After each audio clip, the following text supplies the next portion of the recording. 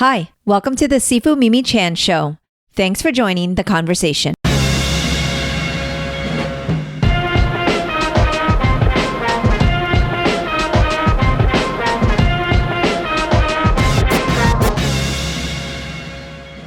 Hello and welcome to the Sifu Mimi Chan Show. This is Oscar taking over for Mimi Chan. In this episode, the title is going to be What We Felt Happened and What Actually Happened in this episode.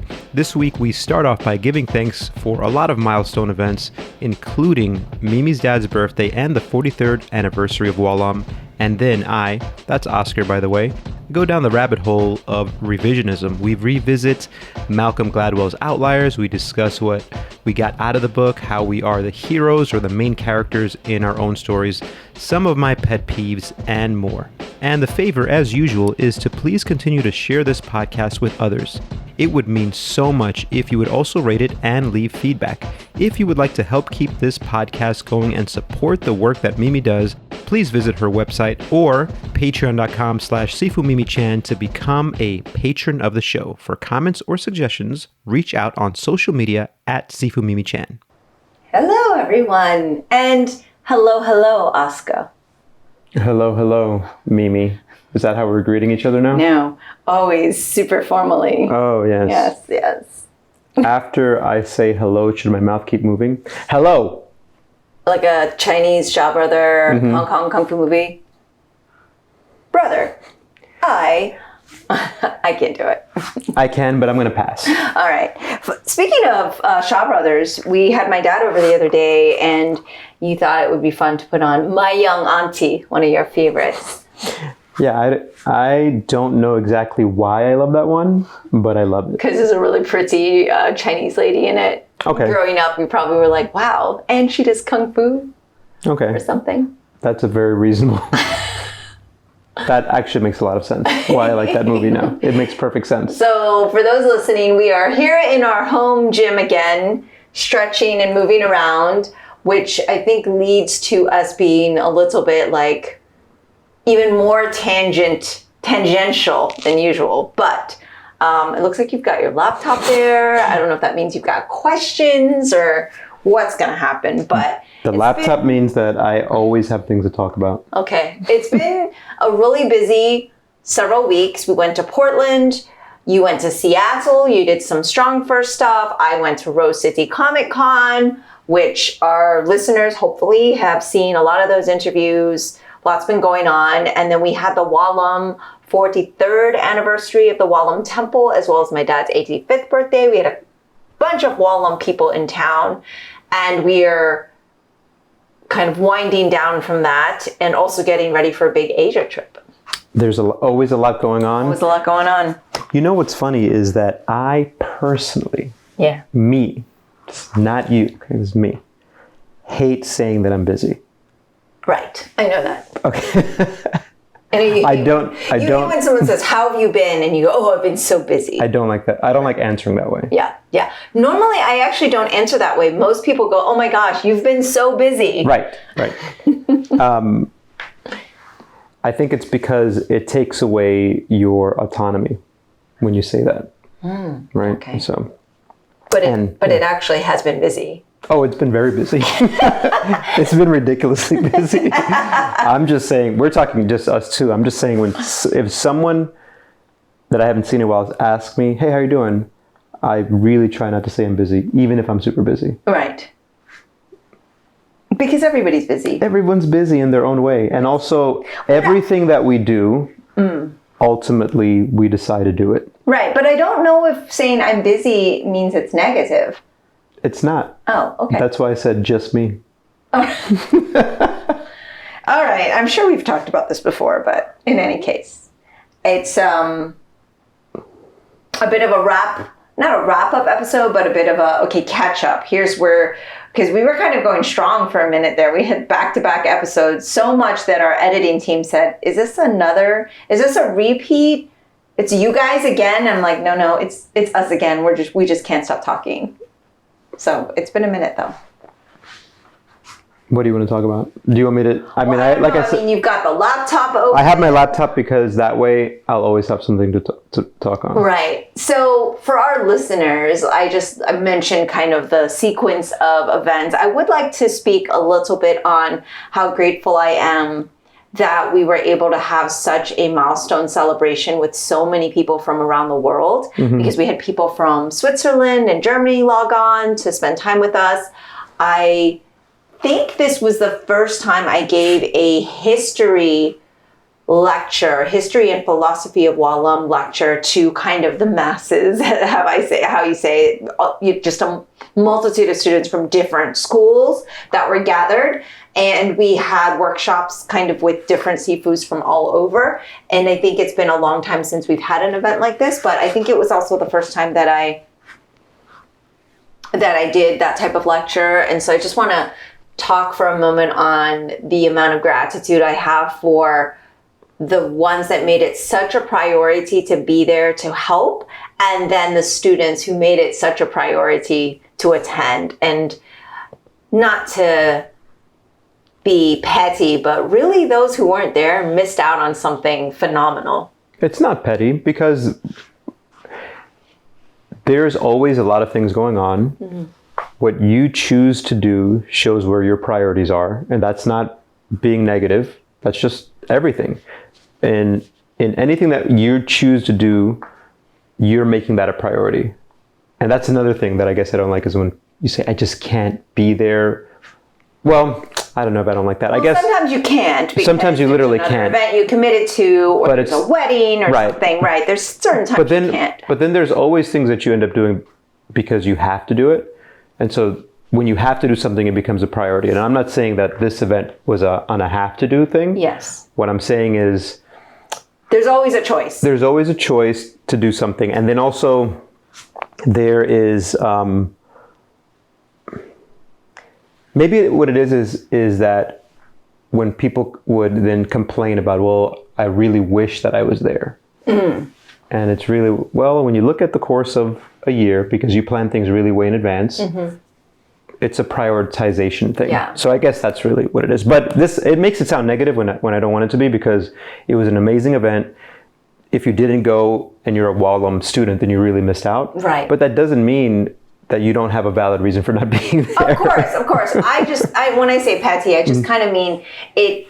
It's like every time we go to plan these events, it's pulling teeth to get people to sign up and go. And then when the ones that do sign up and go are like, we want more. We wish it could have been 4 more hours or a full day or longer workshops. We want to do it again next year. And I'm like, do you guys remember what a pain it was for you all to sign up in time? And just that aspect of it, I think, is what frustrates me. And then all the people who was like, oh, I wish I had gone. I didn't know it was going to be like that once all the students start talking about the energy and how much they learned and how many of their cousins they met, or the ones that came down from out of town and made such an effort. Because I know it's not easy to travel these days, right? In the middle of the week. And I know it was technically, holiday weekend with Indigenous Peoples Day, but like it still was so...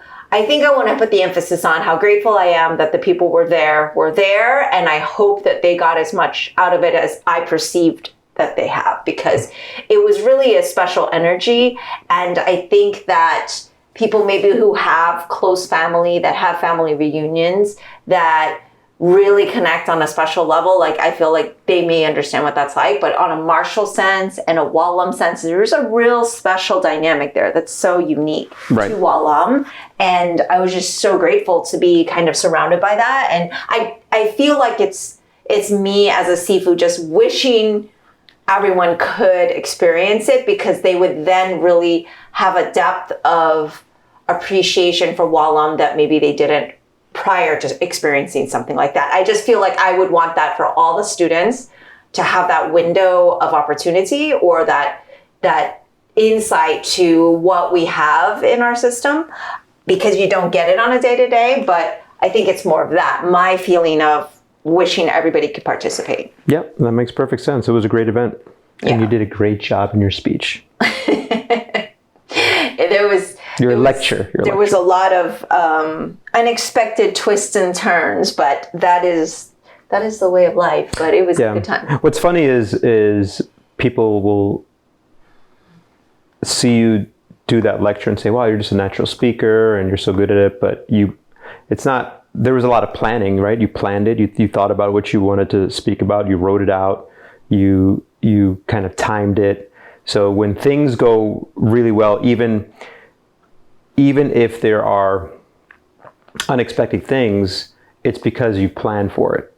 It's because you practiced, right? So if you are very diligent and focused and planning, then on the day of, you have the flexibility to adapt. Yeah, I think it's also just like the Chan fam way of also having flexibility to roll with the punches, literally. I think, and I have no negativity about this, but in my mind, I'm thinking, if I were a student, I would be like, wow, the best part of Sifu Mimi's speech was when Grandmaster Chan got up and did Kung Fu. Which was unplanned.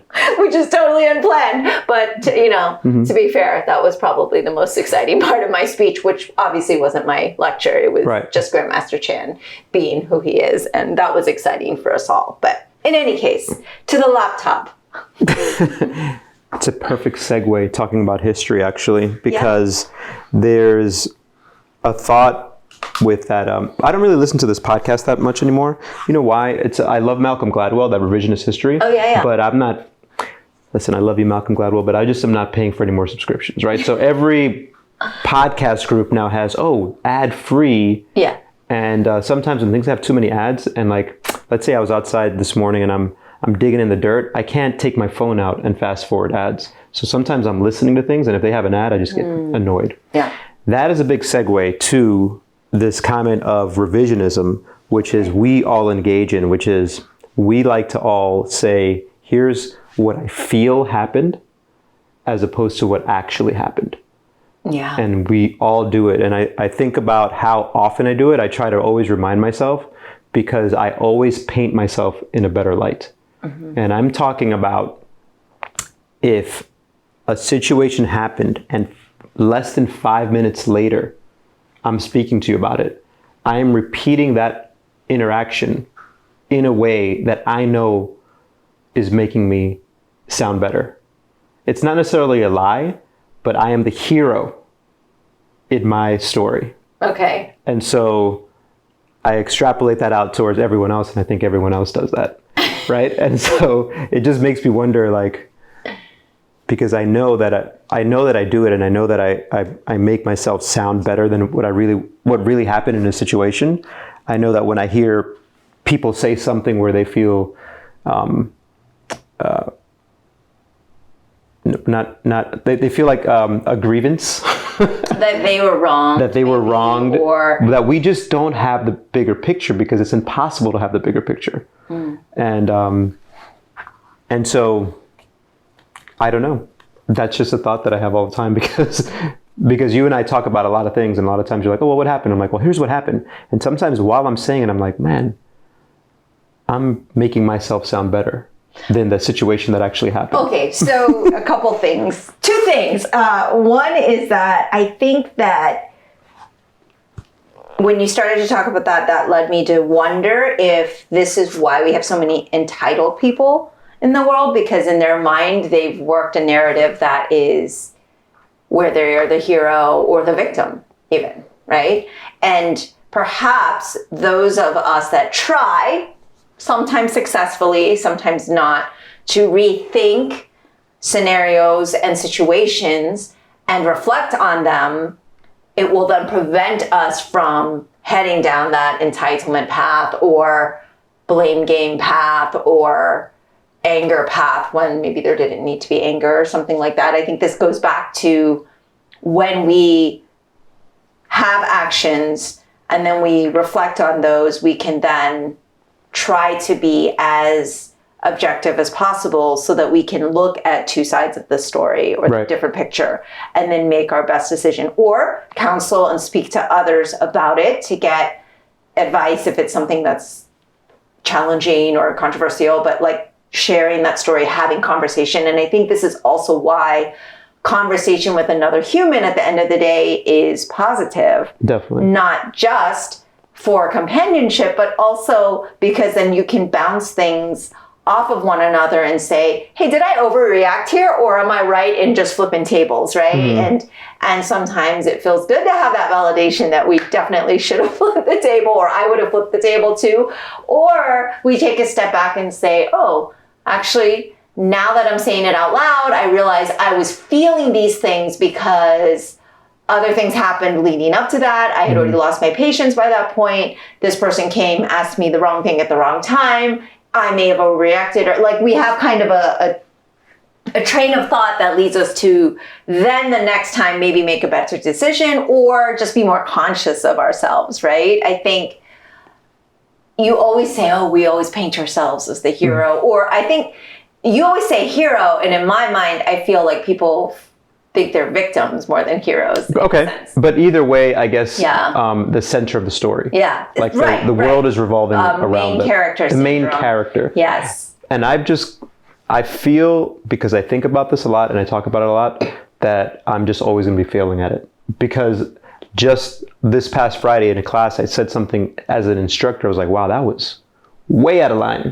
I'm like, why did I do that? Or I had a conversation with a client of mine where I know I should be asking more questions, but instead I'm imparting knowledge. And at the end, I'm like, what the heck, man? You know better. Even if at the end, both parties feel good, I'm always thinking, I could have done that better. What the heck?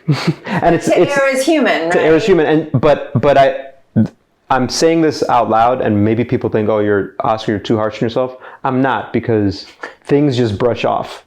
I'm just saying, I say this, it's like right here, and then when I walk away, it flies off. You know what I mean? I don't carry it with me. I just, after every interaction like that, I'm like, what the heck, man? You know better. You shouldn't have done that.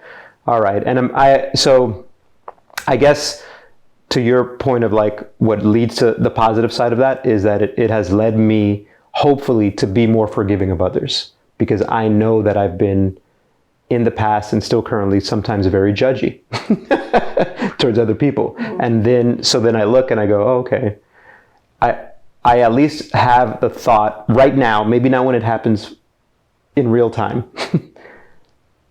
that I can be more forgiving and more understanding of other people. And ourselves. Yeah, I'm always going to forgive myself. I have to, because you can't go around like beating yourself down, right? But so many people do, right? So half of our listeners are resonating with what you say, and the other half are thinking, I'm never the lead character. I'm always a supporting role because I just want to put everyone else's needs first, or I'm so empathetic or nurturing, or maybe they feel overlooked. And then maybe they are really hard on themselves all the time. Can I have some of your water? You can, but you know why you can have this water? Okay, tell me. 1, because I'll always share anything with you. But 2, because you made this for me. Yes. So listeners, sorry you can't see, but if you go to the YouTube, you'll see a really cool new Wah Lum tumblers that have the ability to keep things hot or cold. Man, technology is amazing. This is a huge And it's change. 30 ounces, which is great. Yes. And, Well, while you're sipping water, I'll talk a little more about Malcolm Gladwell, because when Outliers came out, we both loved that book. And this, again, because we are all the central character in our story, we find things and we latch onto them, right? And say, wow, this speaks to me. And that 10,000 hour rule really spoke to both of us, because of that Chinese philosophy of, when you're learning the double-edged sword, well, it takes 10,000 hours to master this. Days. 10,000 days. Yeah. And I guess it's just a number, 10,000 was this thing. And so with that 10,000 hour rule, I had heard something where Malcolm Gladwell was speaking, and he said the biggest thing that he wished that he had made clear with that book was that not just that excellence takes time, because that's what a lot of people took out of it, but that if excellence takes time, then it also requires a lot of help, right? So this again goes back to us being, I keep saying the hero of our own story, right? But this myth, and it's a very American myth of the pull yourself by your own bootstraps. Yeah. I'm the one who did it alone. I put 10,000 hours into this. This is why I excelled. When you don't take into account that all the help that you got, a community of people is what's required in order for you to do those 10,000 hours. If you're an expert violinist, someone was driving you there. right? There was a community that allowed you to do that. Like someone who is really good at Kung Fu right now, someone brought them there and put in the work. And there's a temple there for their use. Correct. There is a space there, and there is guidance too. Right. So that concept, which I'm looking at my notes here, of that it's a community of people needs to help that person who then becomes an outlier, really means that no one really does it on their own. And so when I heard him say that, I was like, wow, that is such a huge part of that concept of 10,000 hours. Because what we took out of it is like, wow, we've got to work really hard. We've got to put in this time. Well, okay, that's what I took out of it, right? And then if you don't have the overarching concept of, but a lot of people help me get there, which I think is ingrained in our philosophy, right? But if you don't have that, then when you become this outlier, then when you're retelling your story, right, going back to retelling the story, what happened or what it is that we think happened, then we tell that story that way. Here's what I did. And I think, I don't know. So the first thing that you said about gratitude, how grateful you are. Like we then forget to be grateful for. What's interesting is when you bring out outliers, the first thing that I recall isn't necessarily the 10,000 hours. Obviously that was huge. But for me was just thinking about how my dad is an outlier and all of the circumstances in which that led him to be that way. He was able to escape China, but it's because he was an oyster farmer. So he had a pass to be able to go out into the sampan boats at night to say he was hot, which allowed him then to escape to Lao San. And then he had this unique skill of Kung Fu that he happened to learn in his village. I won't do the whole history lecture here, but it was all very unique to him being born where he was and his father making sure he learned that. Like, to me, it was all of the moving elements around him that then propelled him forward. Now, he is exceptional. We literally a week ago now, we saw him jump up after an all-day event of just go, go, go, and started just doing kicks and jump kicks, and he's 85, right? That's not normal. Like, he's not a normal human being. But what I took of it was an outlier. It's like, yes, it's somebody that has all the excellence, does the 10,000, but there's all these circumstances that are really unique, that align, like the stars align. So then you got what he wanted out of it. I guess so. So that's because good. I was thinking, wow, it's not just because my dad was the hardest worker in his Kung Fu class. Yeah. It's just all these elements. And then when he got to Hong Kong, then he became a seaman again. And then he was a good swimmer because he was a Shajang oyster farmer. And that's why he could swim to shore to America. Right. Because not everybody could make that swim. There's just so many factors. And, he a lot of his charisma and his hard work came into play. I don't want to use the word luck, but timing and circumstance and the people around him always wanting to help him. I think luck is... I can say this now, but he's never taken a driver's test. Well, now that he's not driving anymore. Now that he's not driving anymore, but the man has a license, so I'll let you guys figure that one out, right? And there's just so many people always wanting because they believe in him and his hard work ethic. But my mom, who speaks perfect English, was able to uplift and be that other cornerstone to Wah Lum that was needed to be able to make it thrive. It wouldn't be here without what him. It was with just this amazing Kung Fu practitioner who didn't speak English, right? So it's just like, for me, that's what I took from it when I read it. It's almost like I was reading the path that was laid out for my dad in a sense. When I think back on that book, and it's been several years since I've read it, but I remember being super impressioned by it. Yeah, and so then the other part that in that conversation was, well, if that's really the point that he wanted to put out, then is that hackable? Like, can you then cut the 10,000 hours? And I think something like the summit that we had, the Wah Lum Summit, is a way to cut that curve. Now, does that make someone really good? No, but the amount of knowledge that was surrounded in one place and the exposure that students get from multiple instructors is sort of a hack, right? The amount of knowledge they were to get, now they've got to still put in the work, but that is also another community of people that are helping. And we at the temple, even outside of the summit, have it where we have someone like one of the instructors who has these amazing skills of moving well and knowing the forms. You have one of our other instructors, Jason, who is an amazing musician, and has kind of catapulted the drumming skills. We have, all these instructors and even the assistant instructors, all of them together, exposing students in a way that generations before were not, where there was only one instructor. So then it doesn't cut it, right? It's not hackable where, okay, what would take you 10,000 hours now only takes you 5. You still got to put in, I think, that much work, but that experience can be even richer if you want it to be.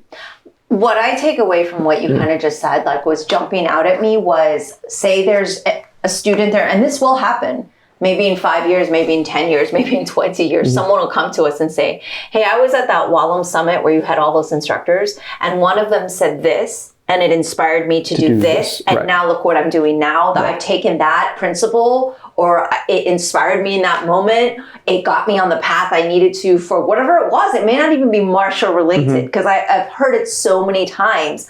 The door that's open in Wah Lum, people walk through it and then they walk out of it because it is a revolving door. We don't have people that stay forever for the most part, right? But they take something with them, and it's usually not a kick and a punch. Right. And what it does is change their lives in a way. And that is why I teach, because I thought about, as a teenager, looking at my dad and how he was able to change lives and make an impact.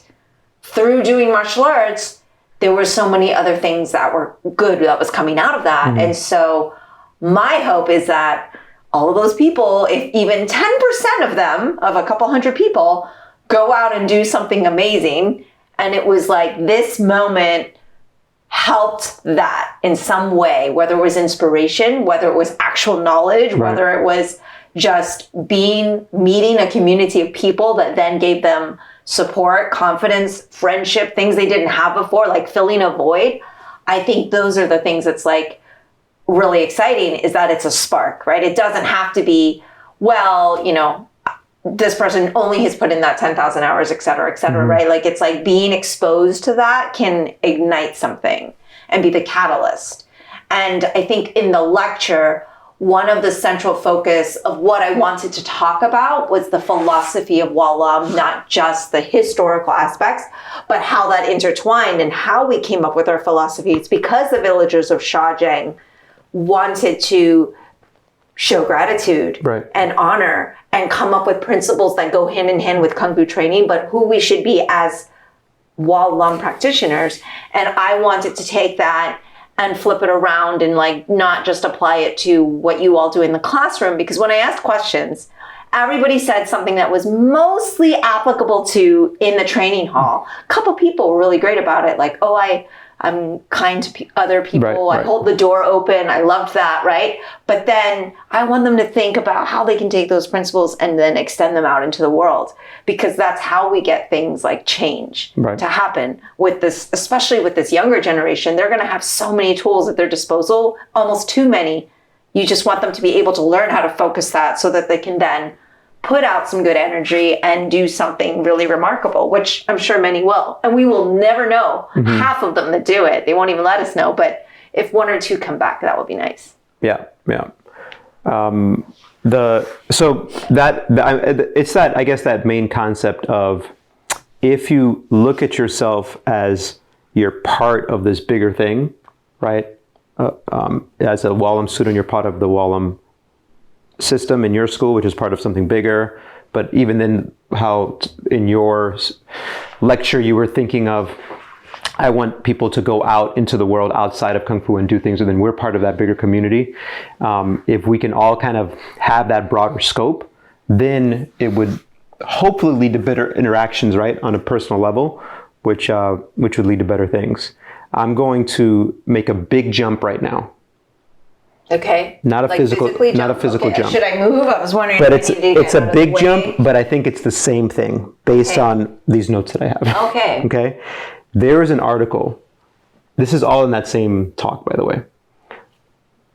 That Malcolm Gladwell referenced, which he said it was one of, and I don't know how many years ago this was, but where he was reading it at the time and said, this is an article that it really is the most fascinating article that I'm reading right now. And it's called "The Whole United States is Southern." Did we talk about this? I don't recall. Okay, please. Let me just give you a little bit of a recap. This is not going to be a full recap, but it's basically the concept of this article is that this strategy was that the strategy of the Southerners at the time, and I don't want to put it all as a broad stroke, but the strategy of the Southerners was that they won because they personalized racism instead of institutionalized racism, right? So just hear me out here. This is the concept here, because I started off with how we all make it all about ourselves, right? Okay. And it's because we are so much better at being intuitive, like psychologists, like intuitive about what are the things, the behaviors that make people, that are their motivations, their values individually. And we're really horrible at seeing what those collective forces are. So on one end, where I was saying, hey, we should really see that we're a bigger picture, and that'll make us better people. Unfortunately, with things that you see on certain news stations, they personalize racism, or wasn't in the article, but they personalize gun violence. Oh, it's one mad man who did it. Or, oh, that was just one racist cop who did it. Or one racist, and because we're so bad at looking at, well, these are all the institutional reasons of why these things are happening. Mm-hmm. And so I don't know what my main point is with this, except to say that it's both sides of the same coin. It's two sides of the same coin. For ourselves, we should be looking at, hey, the reason that I'm really good at whatever this thing is that's happening is because of all of the help that I have with family, with my community. But also a lot of the negative things that are happening isn't always just because of me, right? There are institutional reasons that things that we are forced to sometimes make choices. And this concept from this article of what, hey, the whole United States is Southern, is when you see something like as horrible as what happened with George Floyd, there was this huge spark, right, where it says we can't take this anymore. But it sort of dies down, and you hear back now to, well, that was just one individual who did that. Right. So are we talking about systemic racism? Right. Okay. you and I both know that. What I'm saying is it's the same concept, right? Yeah, it's the same concept of, if I do something really well or I'm an outlier, it's not all my fault, right? And if one person does something really bad, they grew up in an environment that allowed that to happen. Mm-hmm. It's not just that one person who's bad. We have to look at bigger things. There is a series of events that led them to that moment, that had there not been systemic racism or poverty or all of these things that are ingrained in our culture here in the United States, like had that not been that way, would then, this is like the trading places thing, right? Like, it's like, okay, if you're taken out of your environment and you're given all of the stuff, are you inherently good, evil, right, or is it nature or nurture kind of thing, right? And yeah, I see what you mean by the flip side of it, because it's understanding that we aren't the hero, like a superhero of our story, where we don't need anything around us for all of the positive things to happen. But on the flip side too, when bad things happen, like sometimes it's because people are given a really shitty hand to begin with. Yeah, and I guess it's like almost saying like, well, you're going to start right here, but you, who's a little darker, I'm going to dig this hole about 20 feet below, and I'm going to drop you in it with no way to get out, and then the race is going to start. Right. We've seen that kind of video. Right, and so... But I guess there's definitely that, and I guess the other part is, because we individualize it, we can distance ourselves from it, right? Even for anything. Sexism, right? I consider myself a feminist, but I know I've probably done some sexist things in the past. But if we individualize it, it's very easy for me to say, no, that's not me. I'm not that person, right? But if you look at it as the whole institutionalized, then it's easier to say, okay, we're all kind of a part of it. Even if I'm a good person, I know that there has to be bigger things to do. Well, this is the whole how to be an anti-racist thing, right? Right, and like, we're all racist, and we're all trying to be anti-racist. And people are really triggered by that. Oh, super triggered. Right? But white fragility, they don't like these words. Right. And they're just words, but I guess... We have to own that as humans, there are a lot of things inherently about us that we have to improve upon. Yeah. And I don't know, I guess on both sides, on the things that end up being negative, like racism or sexism or whatever it is, and the things that end up helping us, we have to realize that we're all benefiting from a certain system that's in place. And I don't have the answer. I have no idea what the answer is.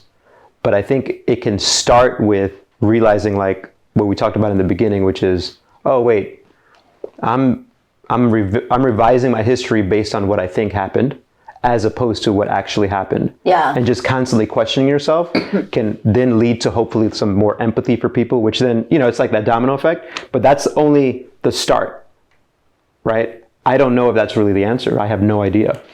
But I guess that's the grand theme of like my notes there that I had on my laptop. Kind of starting from there. Yeah, it's funny because when you and I sit and have this type of conversation and we go, okay, we're going to podcast, we're going to do a stretching thing. So we're moving around a little and we're not like stuck in chairs anymore. I do like this format better. Thanks to our pal Jason Chu for saying, why don't you guys like work out or something? And maybe it'll be more interesting. But at the very least, we feel better about it. Yeah. A few weeks ago, we were in Portland with a lot of my comic creator friends. And we had some very lovely dinners. Mm-hmm. And you and I would leave these conversations going, wow, very cerebral, really highly intellectual conversations. And I don't know that. With a lot of meat. A lot of meat. Not actual meat. Food, but like, yeah. And I think when you and I sit and have these conversations, it goes along those lines and in that track of like, okay, we're going to digest and dig into stuff. But, on a daily basis, you don't really kind of get into those conversations. Mm-hmm. But it was funny when we were in Portland with these, a lot of them writers, the lovely, amazing Rucka family, whom all of which the entire family is brilliant. Extremely brilliant, and just kind of had us like our gears were working, like just the entire family, not just Greg, who I get to speak to all the time, but it was just, we really left feeling, what's the word? Stimulated, right? Very, very stimulated. Yeah, really stimulated. So I think that these are healthy conversations to have. And I feel like maybe people on a daily basis don't get to kind of jump in and dissect that. And this is why friends of ours that want to have philosophical conversations, mm-hmm. I'm like, I'm just too tired. I just want to relax and talk about this TV show, or, oh my God, you kind of have to be so funny. You have to be in the mood. You kind of have to be in the mood and the environment. It can't be forced. But even saying that, sometimes we force it by giving ourselves a timeline, like where you say, hey, we're going to podcast. I'm like, all right, cool. And I do put notes down, and a lot of times it's stuff that I know that, well, I would never put this in a newsletter to my students because there's no way that I could make that. And I would never really do a 1-minute video on it, right? But I have no problem speaking to you about it and even fumbling through my thought process. And maybe someone who listens to it go, what the hell is Oscar saying? Or, man, I wish that he had said this. Or even, I think this is what he meant. He could have said this better. All of those things to me is great because hopefully it'll spark people to think in something positive.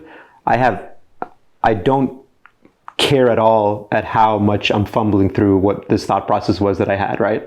As I was speaking through it, because it happens to me all the time where I listen to someone who's brilliant, either through a podcast or a conversation. I was like, wow, that was amazing what they said. And sometimes I listen to conversations where you hear them processing. And what I get out of it is like that little thing that you said earlier, that when you did your lecture, if you can have someone take one thing out of it. So everything that I had said earlier and this entire conversation so far, even if right now as I'm even speaking going, wow, I don't know if I made any sense, I don't really care because hopefully someone got something out of it, like one thing. And then they go, okay, I think this is what he meant. And hopefully that thing isn't a negative thing where they leave pissed. I hope not. Yeah. Right. I want to say this last month of my life, I've been really encouraged about continuing this podcast because I've gotten feedback. Meaning I actually was out in public space where people would tell me they're actually listening to these conversations. So thanks for that. And not that I didn't think people were listening, because obviously there's statistics on, there's downloads and hundreds of downloads here or whatever. Some of the early ones having over 10,000 or something, right? Like, I know people are quote unquote listening or at least downloading and stuff, but I think I've been better about engaging in things like the Lazarus Discord, where I get to see people's feedback, and I've been trying to be better about interacting, even though I'm a bit shy in that space, which is interesting because I really like being face to face. I like being in public, but when it comes to I don't like being an online presence where I'm just like typing answers and things. That's just not my persona, but I like to read and keep up. And so just being at Comic-Con and hearing people react so positively and seeing even on social media comments about us, especially Greg and I getting people through the pandemic. Yeah. That is so amazing to me that it made me feel, obviously there's a lot of things going on out in the world that is very important, but it made me feel like, wow, this is actually important because it mattered to at least one person and it made a difference for at least one person. And obviously I would like to have like 10,000 people listening, but it does make it super encouraging for me to want to continue knowing that the people that I have met, I'm very happy that it's been positive for them and that they're listening and that these conversations are enriching in some way or there's one takeaway. So I'm very appreciative for those of you who leave a comment on social or for those on the YouTube. We just found out there's people leaving comments like, there. Oh, what a surprise. We didn't know because we're really bad about social, but we're trying to track that so we can respond. But just getting feedback has been really valuable for me, and not just validating, but also it just feels good. It feels nice to go, wow, okay, that one podcast that we put out, people commented on our Machu Picchu one. Yeah, so people liked hearing about our frustration with the whole alien thing. Yeah. So you tell me when there are comments about, let's say, our conversation. I was like, oh yeah, but even another great benefit is over the years is how much you've improved your listening skills, your speaking skills, your ability to lead a conversation, right? Or interview or kind of flow through it. So all those skills over these past years that you've been doing the podcast have just drastically improved. And then it allows for then with some preparation for you to deliver a lecture in person or when you were at Rose City Comic-Con, have panels where you're in person. It's like an accumulation of all these skills, boom, boom, boom. And so that when then you are presented with opportunity to where you like to be face to face with someone, then you can be of the highest impact. And I think that to me is the best. It's amazing to get feedback, obviously.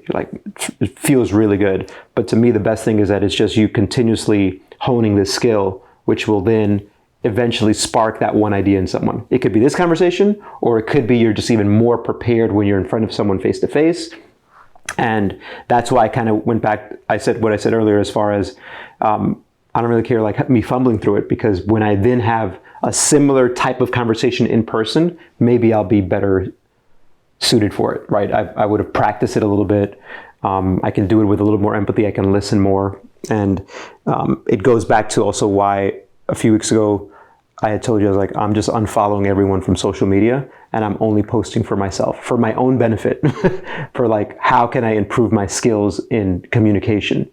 And I still haven't done a really good job with that, but it allows you then to not feel the pressure of like, I need to put out this amazing content. I'm just like, I'm putting out content that I'm trying to improve.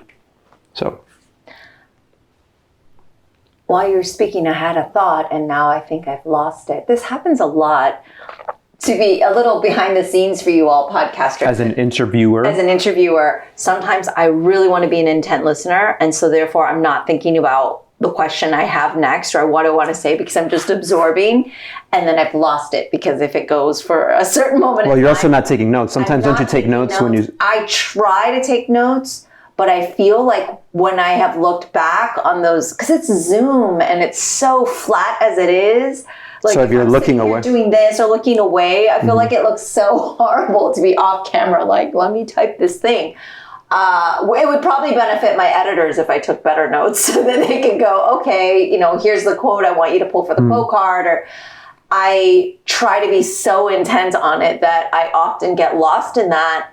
And then a technique that, this is so too much information, I think, that I have is I often will just start talking, and as I speak, something will come to me. I've seen that live. You pulled it off really well, though. You know what I had planned, or like me. Well, I know you, yeah. Me so well. And so I can hear the half-second pause, which is you saying, where am I going? Okay, and then you usually just boom, pick up. I think on my side, I don't have these conversations. I mainly just have with you. I don't think I have long conversations with too many people consistently, except for sometimes with clients, and that's where I still feel I need to have like an intention. So I don't know. I just thought of this now, but whenever we do these podcasts, we just do a podcast, and I wonder if it would be beneficial to us and to any of our 2 listeners if they were... Aaron is listening. Aaron Y from Kauai, we love you. Right. He says he loves your podcast. Right. So see, I know that I have one person, but... all the way in Kauai. Yeah, that guy's amazing. How does he consume so much? It's really impressive. I wonder if it would be beneficial if before we were to do this, I don't know if it would be, if before we do this, we were to say, okay, what would make this next hour successful? You know what I mean? Like say, okay, if at the end of this hour we've done this, then we're good to go.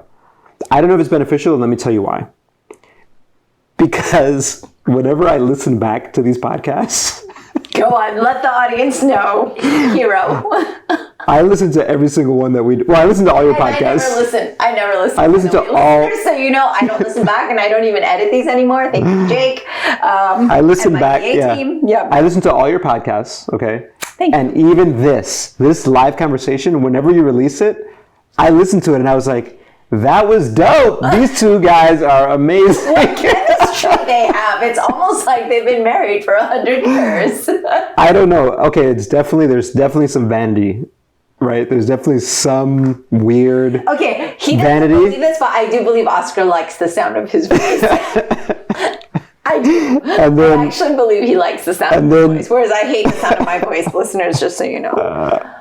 Gentle listener, as my dear friend Coach Dan John would say. There has never been any of these podcasts that while I'm speaking during the conversation, I'm like, what a shit show, Oscar. What the hell are you doing? Maybe this one might be wait, one. no, I don't think so. I really don't think so. And then I'm thinking that right now, okay? I'm literally thinking that right now. And I will listen to this podcast. I know you will. Whenever you release it.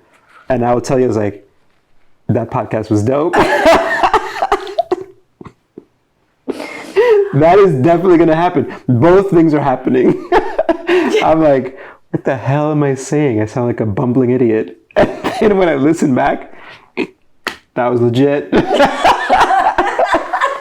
By the way, legit is the best song on Nas's 3rd album, King's Disease. So King's Disease, he released 3 albums. And I like Nas. I think he's great. But out of the entire album of King's Disease 3, Legit is the best song. Okay. I think that people should know that. Thank you for sharing that. I was like, where are you going with legit? Is this going to be some sort of like derivative class? Or I don't know if it's the heat, but I started laughing. I almost started crying. I could feel tears coming out of my eyes. Which is very rare because this one does not cry unless you poke him in the eye or something. That's pretty funny. It's funny because I will hear, and not that it's a surprise, but it is because not that you and I sit down and plan what we're going to talk about. I just go, let's just go for it. And you do make your notes and you have certain topics that you want to go over. Or often we've just had an event or something top of mind, a trip, something we really want to talk about the culture of. So we decide we're going to share that. And you and I talking is not very difficult for us, so we don't really practice. But I will say, earlier in my podcast years, I would have pages of questions and notes and specifics. And now, even with someone I've never met, it's pretty limited. I would say maybe there's 3 point lines. I just interviewed Nana, which Chain Gang All-Stars, everybody, it is the book to read this year, but... Can you hold your thought real quick about that? Okay, I was just going to say about the notes. Okay, go ahead. Even though I had notes about the book and things I wanted to ask, and then there was stuff that I had researched. So I did have like some things, right? Because this is an author, probably won't get to talk to all the time, and also never met before. So I do have to have some organization. But now in my, 6th, 7th year of Is that where we're at? Oh, yeah. Yeah, I just kind of go, all right, who am I speaking to? Especially Greg, all I do is change the number. Greg 53, take that out. Greg 54, just so I can keep a track. Like, I pretty much never have anything note-wise, but they are further and fewer in between because I have found, and maybe it's just because it's easier for me or because it's been my nature, what's natural, is that the conversation that's super organic and not so like, okay, let me ask you this question. The more I used to try to be like the Tim Ferriss or the so-and-so, and I would listen to their podcasts and, okay, how do they ask questions? What do they say? Or Howard Stern. I'm like, I can't be those people. I just have to do what's kind of natural for me. And hopefully people will like that.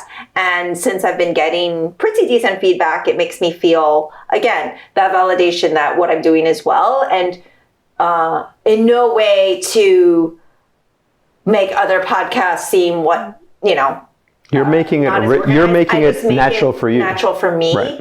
And it works for me and it works for my audience. I think so. So I feel really comfortable with that. So yes, we could sit down and plan. This is a long answer to your question.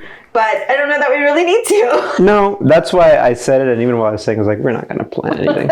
But what I interrupted you for was because you brought up Chain Gang All-Stars. And my question is, do you consider me an emotional person? Like, having big emotions? Actually, I would say you are emotional about certain things like food. Correct. And certain aspects of your work. And I would say those 2 things. Generally speaking, like if we're talking about you being kind of here, an emotion meaning there's a spike in something, I would say food is the highest one. And then some frustration, like if you've had a rough work kind of moment, there's a little reactiveness, like your reactiveness, right? And then when you're tired, I think there's like an exhaustion, like you just... Right, it goes down. Okay, I think that's a great answer. But I guess the reason I asked that question is because I felt emotional about this freaking book. I know. And I can say this probably with 100% certainty. We are part of a book club. I don't think they even listen to this podcast. No. And so I love these people. But one of these people from our book club said, oh, that book was all right. And I had an visceral reaction. I know. Where I was like, are you fucking kidding me? You thought Chain Gang All-Stars was just all right? This book was amazing. Only because you have very different tastes. Right. And you know books that this person likes, and you're thinking, how can you even put it in the same realm? It's like masterpieces compared to like kids' nursery rhymes. You're going, wait, what? Yeah. Like the level of skill. So there's a lot of books that I can appreciate that it is really well written, but it may be not my cup of tea. Correct. But I can recognize, okay, this is clearly, I think a lot of those fantasy, sci-fi, what's the one? Nemesis. J.K. Nemesis. Like clearly amazing, but I don't get it. Like I get lost. Yeah. Clearly there's skill that I just can't grasp. And so for me, they're not my kind of books, but I can recognize that there's talent. I've heard the podcast. I love this person when I'm listening to the podcast. Game, recognized game. Amazing, but not my kind of book. And I understand the person that I'm speaking of was having the same thing. So just not my cup of book. But because I was so enthralled with this book. You really were. I was like, this book is so good. Yes. And but it just hit me at the right time. It spoke to me directly. But then I had this reaction, which is the only thing that I can compare it to is when I would have arguments about like hip hop music. I was like, what? Yes. Get out of here with your nonsense. Yes. You don't know what you're talking about. Yes. And but I say that, and I realize that everyone has different tastes. I mean, do you want to hear a pet peeve of mine that I've been thinking about recently? Emotional Oscar.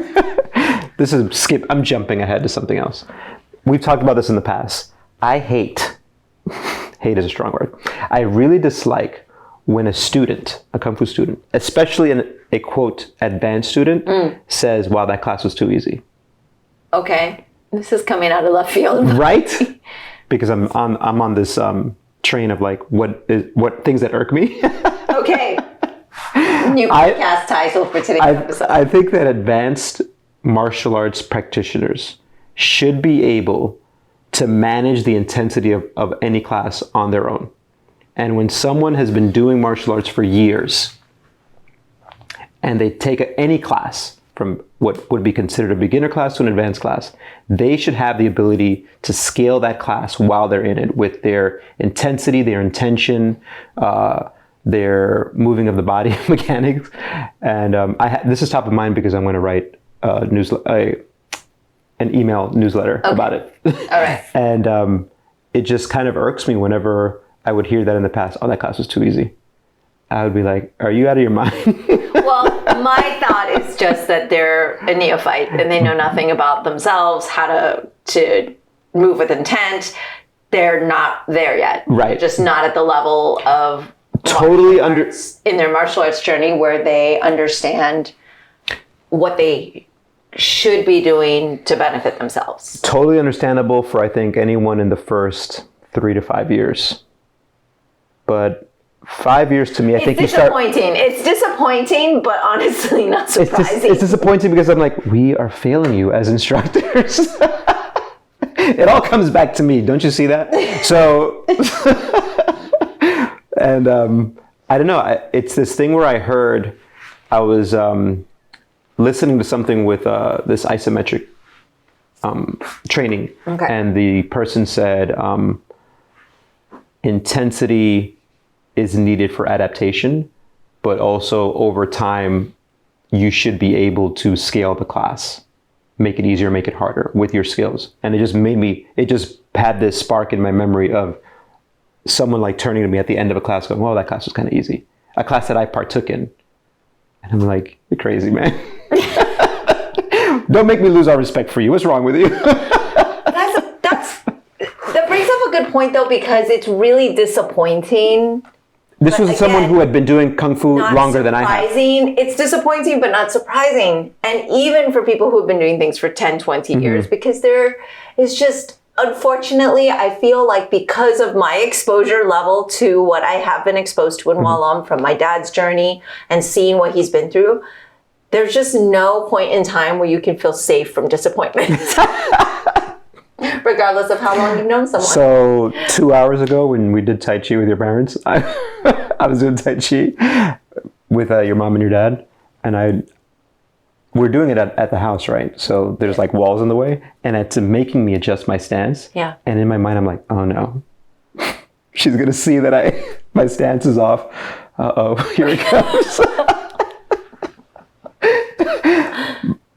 And you don't want to make an excuse like, I stepped this because there's a wall there. You don't want to be that. As a student, you don't want to be like, oh yeah, I know that it's a wall there. It's more of like, yep, you're right. I should have made an adjustment there.